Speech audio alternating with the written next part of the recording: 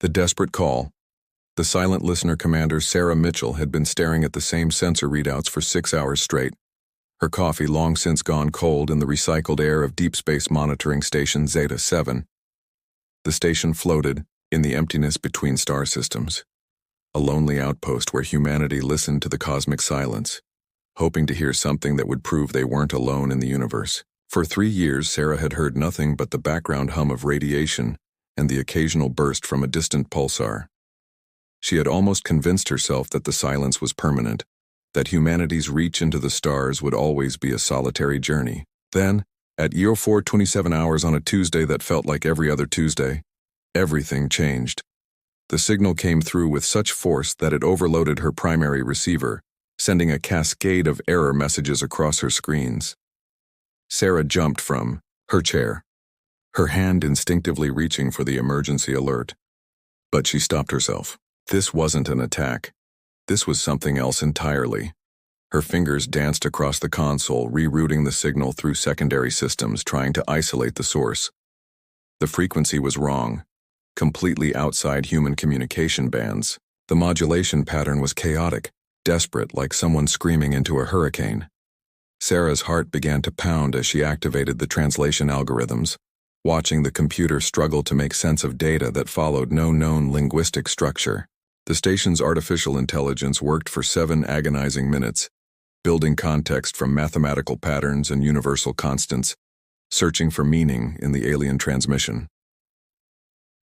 When the translation finally appeared on her screen, Sarah felt the blood drain from her face. The message was fragmented, corrupted by distance and interference, but the meaning was horrifyingly clear. This was a distress call. Someone out there was dying, and they were calling for help that might never come. Sarah read the translated words 3 times, her mind refusing to accept what her eyes were showing her. The message spoke of a mining colony, of families and workers, of something called the Vrexian Horde that had come without warning. It spoke of ships burning, of evacuation tunnels collapsing, of children separated from their parents in the chaos. The beings who sent this message called themselves Calorians, a name that meant nothing to human databases, but their desperation needed no translation. A cry across the stars. Sarah's hands trembled as she initiated the emergency protocols, sending the signal to Earth Command and every human vessel within range. She attached her own analysis, her recommendations, her plea that someone respond to this call. The Calorians were approximately 48 light-years away, far beyond Earth's current colonization efforts, but well within range of humanity's faster-than-light capable ships.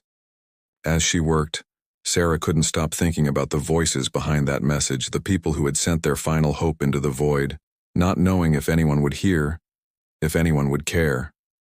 She had joined the monitoring service because she believed in the dream of first contact, the possibility of meeting other intelligent life and building bridges between worlds. She had never imagined that first contact would come like this, as a scream for help from strangers being slaughtered in the dark.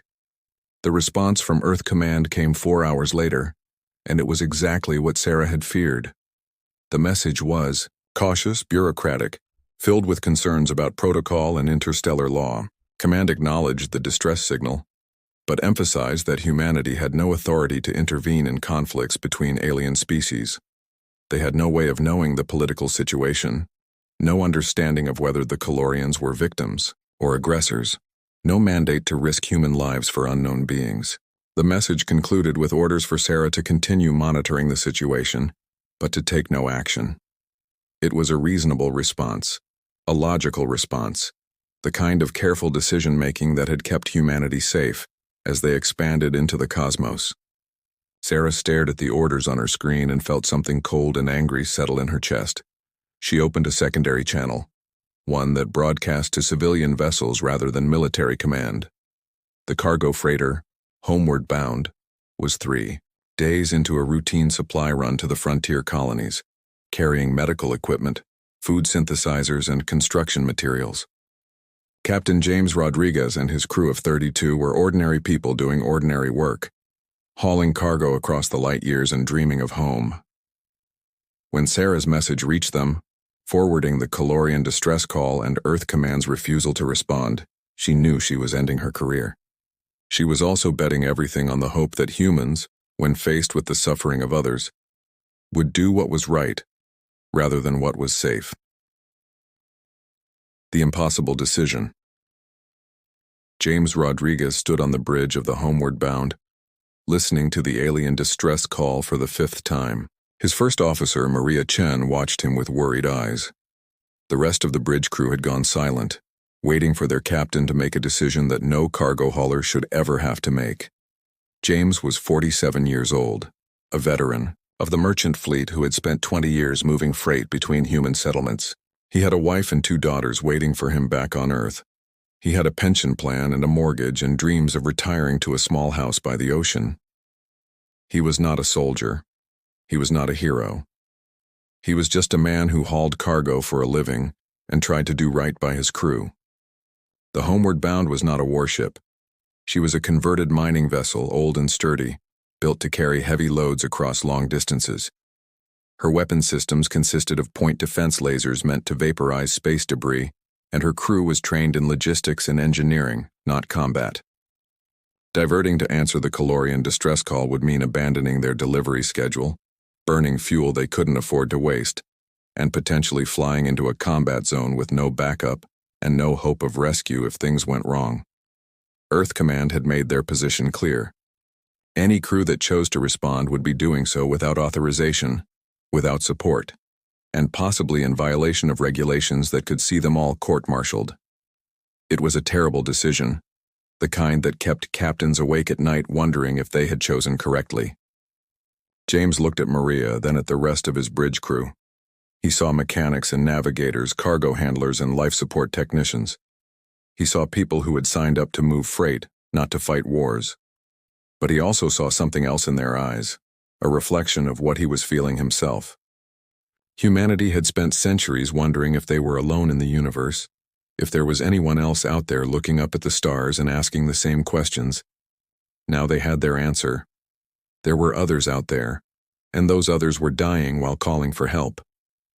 James had grown up hearing stories about the best of humanity, about people who ran into burning buildings and sailed into storms, and stood between the innocent and those who would do them harm. He had always wondered if he would have that kind of courage when it mattered. He activated the ship-wide communication system, his voice steady despite the fear churning in his gut. He told his crew about the distress call, about Earth Command's orders, about the choice they now faced. He told them that anyone who wanted could take an escape pod to the nearest human settlement. No questions asked, no judgment passed.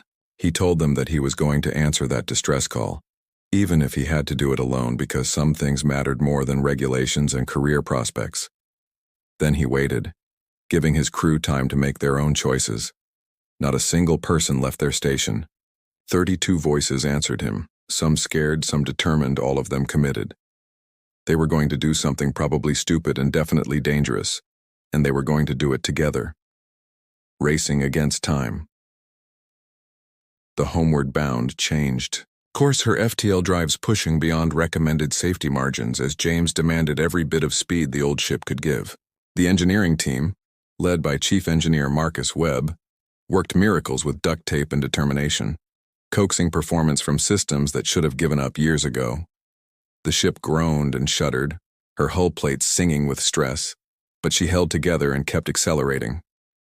In the cargo bays, the crew began the frantic work of preparing for something none of them had ever trained for. They welded metal plates to the exterior hull for additional armor. They reprogrammed the point defense lasers to target larger objects. They raided the cargo holds for anything that could be used as a weapon, finding cutting torches, industrial explosives meant for mining operations, and even a shipment of construction drones that could be rigged with cameras and makeshift weapons. Dr. Yuki Tanaka, the ship's medical officer, converted the largest cargo bay into an emergency trauma center, knowing that they would need space for casualties. She had supplies meant for frontier colony clinics, equipment designed for treating routine injuries and illnesses, not combat wounds. But she worked with what she had, setting up surgical stations and organizing her medical team. Yuki had never treated a battle injury before. She had never even seen most of the trauma conditions described in military medical texts. but she was determined that anyone who made it back to her bay would have a fighting chance. The crew worked around the clock, snatching sleep in shifts, driven by the knowledge that every hour they spent preparing was an hour that the Calorians might not have. Sarah Mitchell, still at her monitoring station, tracked the homeward bound's progress and continued to monitor the Calorian distress signal. The calls had become more desperate over the past 18 hours. The mining colony was reporting catastrophic casualties, entire sections of their facility destroyed, evacuation tunnels blocked by debris. They spoke of the Vrexian horde with terror in their voices, describing creatures that showed no mercy and took no prisoners. The Vrexians were raiders, the messages said, a species that had been terrorizing the outer sectors for generations. They struck soft targets, overwhelming peaceful settlements with superior firepower and brutal efficiency. The Galactic Coalition had tried to stop them, but the Vrexians were too fast, too ruthless, always moving before defense forces could respond. Understanding the enemy, Sarah compiled everything she could learn about both the Calorians and their attackers, transmitting regular updates to the homeward bound. The Calorians were a silicon-based species, she discovered, living on high-gravity worlds that most species found uncomfortable. They were miners and engineers, famous throughout their sector for their skill at extracting resources from hostile environments. They were peaceful, more interested in their work than in politics or war. The colony under attack was home to approximately 800 individuals, including nearly 200 juveniles. They had been established on a mineral-rich asteroid for 6 years, building a community in the depths of space, never imagining that their isolated location would make them a target. The Vrexians were the opposite of everything the Calorians represented. They were predators, species that had evolved on a world of constant conflict. Their culture glorified strength and conquest. They saw the galaxy as hunting grounds and other species as either prey or obstacles. They had been fought to a standstill by the major powers of the Galactic Coalition, but they continued to raid the frontier, hitting settlements that lacked military protection. The Calorians had called for help from Coalition defense forces, but the nearest ships were 2 weeks away. The colony would be wiped out long before help arrived. That was why they had broadcast their distress call in all directions, hoping that someone, anyone, might be close enough to help. James studied the information Sarah sent, trying to understand what his crew was flying toward. The Vrexian ships were faster and more heavily armed than the homeward bound. Their warriors were trained from birth for combat. They had sophisticated sensors and weapons that could tear through civilian vessel hulls like paper. Every tactical analysis James ran showed the same result. The homeward bound had virtually no chance of winning a straight fight. His crew would be flying into a situation where they were outgunned, outnumbered, and completely out of their depth. The smart thing to do would be to turn around, to accept that some situations were beyond their ability to help. But James kept thinking about those 200 Calorian children, trapped in a collapsing mining station, waiting for help that the galaxy had decided wasn't coming. Preparation for the unknown. Maria Chen gathered the crew for a briefing 20 hours into their journey. She had been working with the tactical team, such as it was, trying to devise a strategy that might give them a chance. The plan they came up with was desperate and relied heavily on the element of surprise. The Vrexians would not be expecting resistance from a cargo freighter. They would certainly not be expecting anyone to be crazy enough to charge directly at their raiding fleet. Maria's plan was built around that assumption, using the homeward bound's industrial equipment in ways it was never designed for. They would hit hard, hit fast, and hopefully create enough confusion to evacuate at least some of the Calorian survivors before the Vrexians could respond effectively. The crew listened in silence as Maria outlined the plan. Nobody pretended it was a good one. Nobody suggested they would all make it home, but they also didn't suggest turning back. Cargo handler Luis Mendez spoke up, his voice steady despite the fear in his eyes. He talked about his grandfather, who had been a firefighter and had once run into a burning apartment building to save a family he had never met. Luis had asked him later why he had done it, why he had risked his life for strangers. His grandfather had simply said that when someone needed help, you helped them, because that was what made you human, rather than just another animal looking out for itself. The speech was simple, maybe even simplistic, but it resonated with the crew. They were about to do something that defied logic and military doctrine, something that might get them all killed. They were going to do it anyway.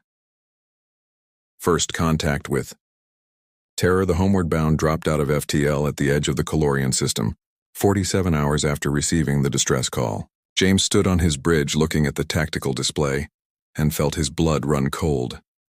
The mining colony was barely recognizable, its structure torn and burning, debris spreading in clouds around the shattered facility.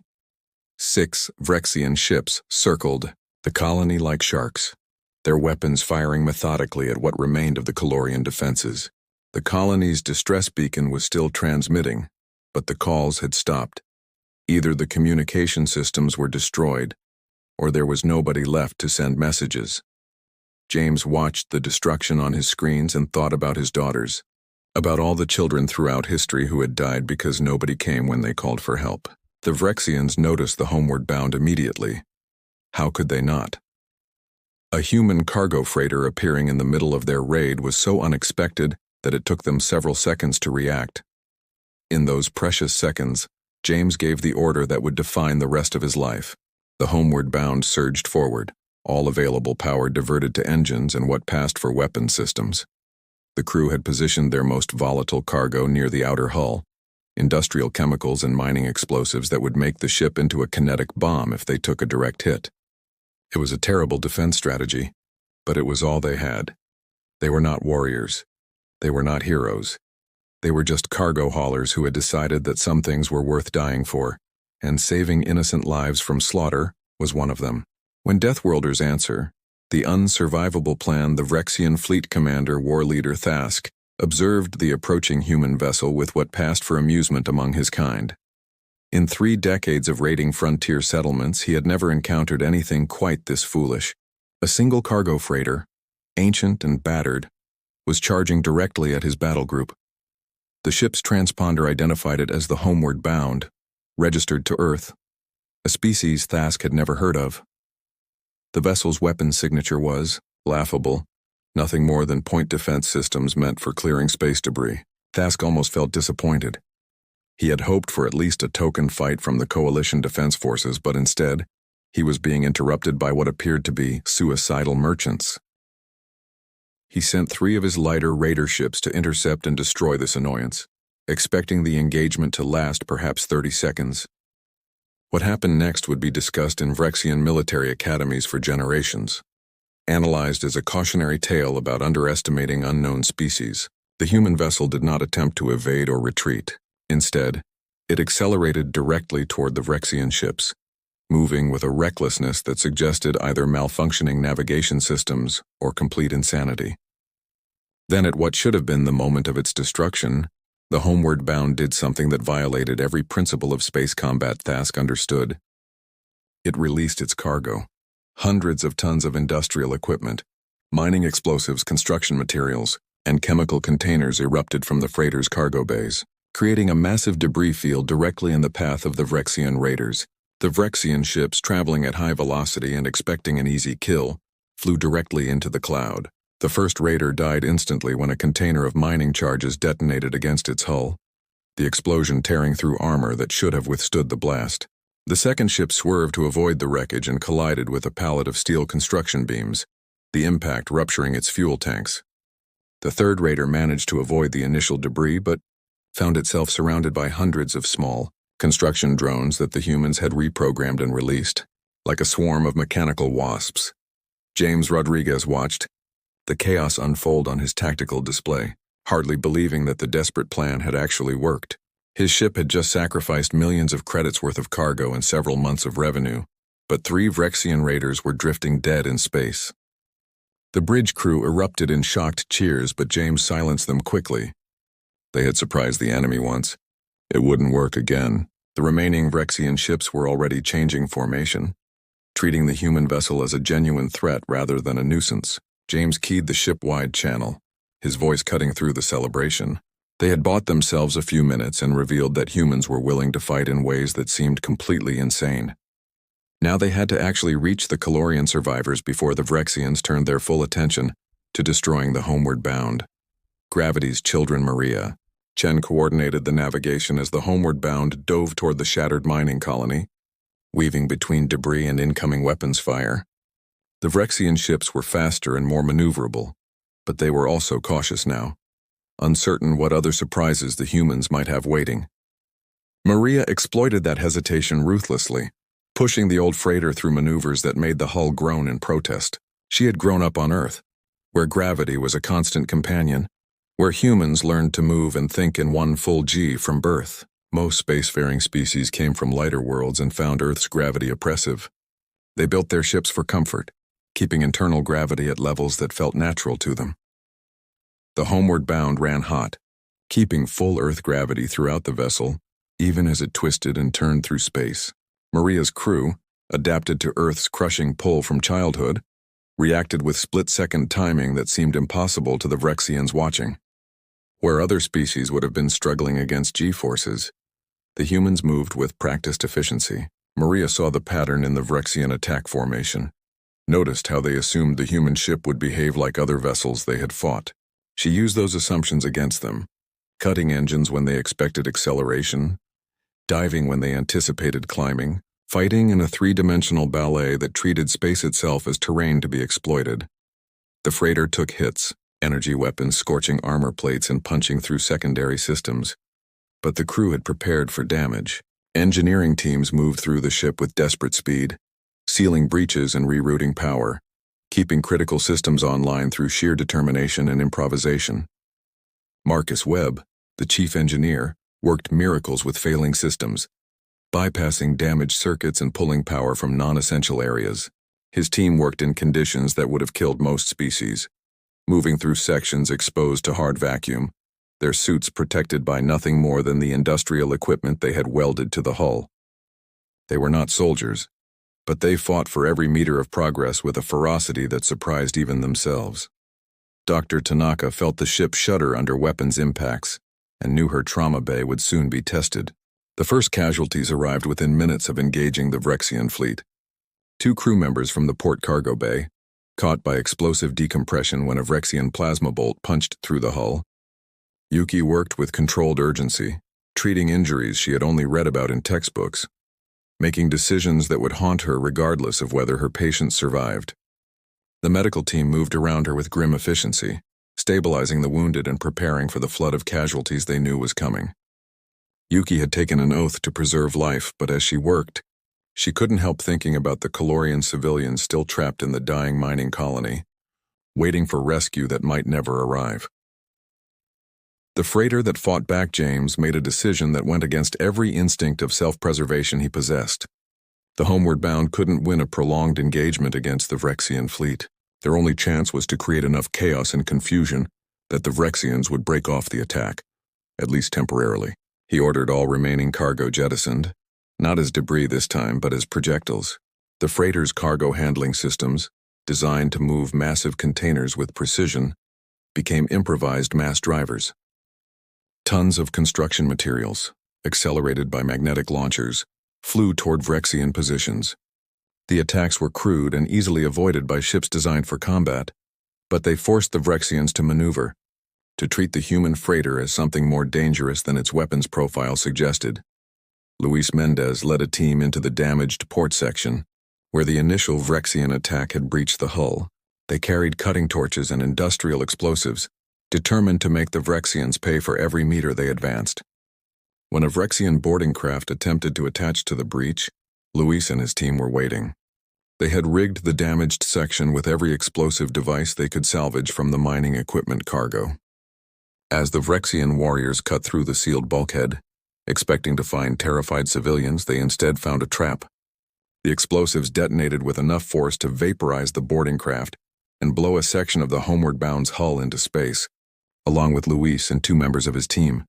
Maria watched 3 indicators go dark on her crew roster and felt something break inside her chest, but there was no time to grieve.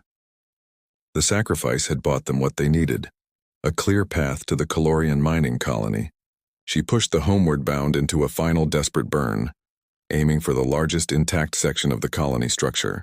The ship was dying around them, systems failing, hull breaches spreading, but she held together through the determination of her crew and perhaps something more. some quality that humans brought to the void that other species had not expected. They were fragile creatures from a harsh world, and they had learned that sometimes survival meant doing the impossible because the alternative was unacceptable. Boots on the ground. The homeward bound crashed more than docked with the Calorian colony, her damaged hull grinding against the mining station's exterior. Emergency airlocks sealed automatically, creating a tenuous connection between the human ship and the alien facility. James didn't wait for confirmation that the seals would hold. He led a rescue team into the colony, wearing emergency suits and carrying whatever tools they thought might be useful. The interior of the Calorian facility was a nightmare of twisted metal and emergency lighting, the evidence of Rexian brutality visible everywhere. Bodies of Calorian workers lay where they had fallen, their crystalline forms shattered by weapons fire. James's team moved deeper into the facility, following emergency transponder signals that indicated survivors. They found the first group huddled in a sealed maintenance bay, 47 Calorians who had barricaded themselves against the attack. The aliens were taller than humans, their bodies composed of a silicon-based biology that looked almost like living crystal. They stared at the humans with expressions of shock and confusion, unable to comprehend why strangers would risk their lives to save them. James didn't have time to explain, even if they could have understood each other. He simply gestured toward the exit, toward the homeward bound, toward safety. The Calorians hesitated only a moment before following, driven by desperation and the faint hope that these unknown beings might actually save them. The rescue team guided them through the damaged facility, moving as quickly as the Calorians' unfamiliar physiology allowed. They found more survivors in the lower levels, including a group of juveniles who had been separated from their parents during the attack.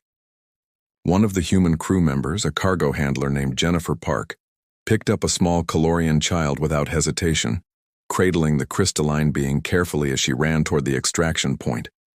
The gesture transcended species and language, the universal act of protecting the young resonating even in the midst of chaos. Not all the rescues were successful. James and his team reached a sealed emergency shelter only to find that Rexian warriors had breached it minutes before their arrival. The bodies inside told a story of desperate resistance and inevitable slaughter. James felt rage burn through him, hot and terrible as he looked at the murdered civilians. These were not soldiers. They were miners and engineers, families who had done nothing to deserve this brutality. He forced himself to move on, to focus on the living rather than the dead, but something had changed in him. He understood now why the galaxy needed someone to stand against species like the Rexians, why some fights were worth dying for even when victory seemed impossible. The price of compassion. The Rexian fleet, recovered from their initial shock, pressed their attack with renewed intensity. War leader Thask was no longer amused. These humans had cost him 3 ships and made him look foolish in front of his warriors. He would see them destroyed, their ship torn apart, and their bodies left to drift in the void as a warning to any other species that might consider interfering with Rexian raids. His remaining 3 ships focused their fire on the homeward bound, energy weapons ripping through the already damaged freighter. The old cargo vessel shuddered under the assault, her shields long since collapsed, her hull armor melting under sustained plasma fire. Marcus Webb knew his ship was dying. Engineering readouts showed catastrophic failures spreading through primary systems. The FTL drive was offline, main power was failing, and structural integrity was at critical levels. He diverted everything he could to life support and defensive systems, buying minutes that felt like hours. His engineering team worked through smoke and sparks, their hands burned and their lungs filled with toxic fumes, keeping the ship alive through nothing more than stubborn refusal to give up. When the port engine finally exploded, taking 6 crew members with it, Marcus felt tears stream down his face, but his hands never stopped moving across the control panels, rerouting, compensating, keeping his ship together for just a little bit longer. On the bridge, alarms screamed for attention as systems failed one after another. Maria coordinated the evacuation of rescued Calorians into the most protected sections of the ship, knowing that it might not matter if the Vrexians decided to simply destroy them all. James stood at his command station, watching his crew die for strangers they had never met, wondering if he had made the right choice. Then Sarah Mitchell's voice came through on the emergency channel, transmitted from her monitoring station light years away. Coalition defense forces had detected the battle and were responding. Ships were en route, pulling crews from leave and pushing their engines beyond safety margins, racing to reach the Calorian colony before it was too late. They would arrive in approximately 14 minutes. 14 minutes might as well have been 14 hours. The homeward bound didn't have 14 minutes left. James knew it, his crew knew it, and the Vrexians knew it. War leader Thask moved his flagship into position for the killing blow, weapons charged and targeting systems locked. The human ship had fought well, had shown unexpected courage and creativity, but the fight was over. Then something happened that would change the course of galactic history. The Calorians, every single survivor that the humans had rescued, emerged from the protected sections of the ship and began working alongside the human crew. They moved through damaged sections, their crystalline bodies resistant to conditions that would have killed most species, sealing breaches and stabilizing failing systems. Aftermath and recognition. The Coalition defense fleet arrived to find the homeward bound still holding position over the Calorian colony, her hull a shattered wreck held together by emergency patches and sheer determination. The Vrexian ships had withdrawn, unwilling to face military vessels designed for combat. In the end, James Rodriguez and his crew of 32 had saved 417 Calorian civilians. 14 crew members had died in the rescue, including Luis Mendez, whose sacrifice had prevented the Vrexian boarding action. The survivors were evacuated to Coalition medical facilities, where doctors from a dozen species worked to save both humans and Calorians. The aftermath was complicated. Earth Command initially moved to court-martial James and his senior officers for violating orders and endangering their crew. The charges were quietly dropped when the full story became public, when humanity learned that their first real contact with alien civilization had come in the form of a cargo crew risking everything to save strangers. The Galactic Coalition, which had been debating humanity's application for membership for years, fast-tracked the approval process. The Calorians themselves insisted on testifying before the Coalition Council, their representatives describing how humans had done what no one else had been willing to do. Ambassador Nera of the SAR Diplomatic Corps wrote the official report on humanity's first contact, and her conclusions reshaped galactic understanding of Earth and its people. Humans came from a death world, she wrote, a planet with crushing gravity, violent weather, and predators that had forced them to evolve as persistence hunters. They had climbed to the top of their world's food chain not through strength or speed, but through endurance and adaptability. They were social creatures who formed bonds quickly and fiercely, who would fight to the death for those they considered part of their group. Most surprisingly, they seemed capable of extending that fierce loyalty to complete strangers, even aliens they had never met before. The report noted something that military analysts across the galaxy found deeply disturbing. Humans fought with a creativity born of desperation, using their tools and environment in ways that defied conventional tactical thinking. They were willing to accept casualties that would break most species, driven by a determination that seemed almost irrational. They came from a world that had tried to kill them for millions of years, and they had survived by refusing to accept that any situation was truly hopeless. The galaxy was going to have to adjust to the presence of a species that considered sacrifice for strangers to be noble, rather than wasteful, that measured success not in profit or territory, but in lives saved. Seeds of legend James Rodriguez recovered from his injuries in a Coalition medical facility, surrounded by crew members who had survived the battle. The homeward bound was declared a total loss, her hull too damaged to be worth repairing. The ship was instead preserved as a monument, placed in orbit around the Calorian homeworld as a reminder of the day that strangers had answered their call for help. James received offers from military organizations across the galaxy, commanders who wanted to learn how humans fought, but he declined them all. He was not a warrior, he told them. He was just a cargo hauler who had done what needed to be done. The crew of the homeward bound became legends despite their protests. Songs were written about them in languages they couldn't speak. Calorian children learned their names in school. The galaxy began to understand that humanity represented something new, a species that combined technological capability with a moral code that compelled them to act when others would have remained safely distant. Not all species viewed this development positively. Some saw humanity's intervention as dangerous precedent, arguing that the galaxy did not need another species rushing into conflicts they did not understand. Others worried about what humans might do with military technology, if they brought the same creative violence to warfare that they had demonstrated with a cargo freighter. Sarah Mitchell was reassigned from her monitoring station to a position coordinating human-alien communications. She worked with linguists and diplomats, helping to build the frameworks that would allow humanity to interact with the hundreds of species that made up the Galactic Coalition. She often thought about that first distress call, about how close she had come to simply filing a report and following orders. The Calorians would have died if she had done the safe and reasonable thing. Sometimes doing what was right meant breaking the rules and accepting the consequences. The Rexian horde learned a lesson they had not expected. They had raided frontier settlements for generations, secure in the knowledge that by the time defense forces arrived, they would be long gone. Now they had to consider the possibility that some species might respond immediately, might be willing to sacrifice their own people to protect strangers. The raids on the frontier sectors decreased dramatically. War leader Thask, disgraced by his failure to destroy a single cargo freighter, was stripped of his command. He spent his remaining years trying to understand what had driven the humans to fight so fiercely for beings they had never met. But he never found an answer that made sense to his predator's mind. Humanity's place in the galaxy was secured by the sacrifice of 32 cargo haulers who had chosen compassion over safety. Earth became a full member of the Galactic Coalition, bringing with them their strange combination of violence and compassion, their willingness to fight for ideals as fiercely as other species fought for territory. The humans had a saying, Sarah Mitchell told her alien colleagues during those early diplomatic sessions.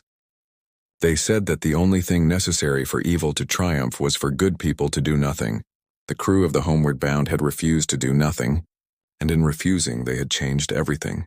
Years later, when the first human military vessels were commissioned to join coalition defense forces, they carried the names of those who had died saving the Calorians. The UNS Luis Mendez, the UNS Jennifer Park, ships crewed by humans who understood that the measure of a civilization was not in its weapons or wealth, but in its willingness to stand between the innocent and those who would do them harm. The galaxy was learning what it meant when humans heard a call for help. It meant that someone was coming, that the cavalry was on its way, that even in the darkest moment hope had not died. The Deathworlders had answered the call, and the stars would never be the same.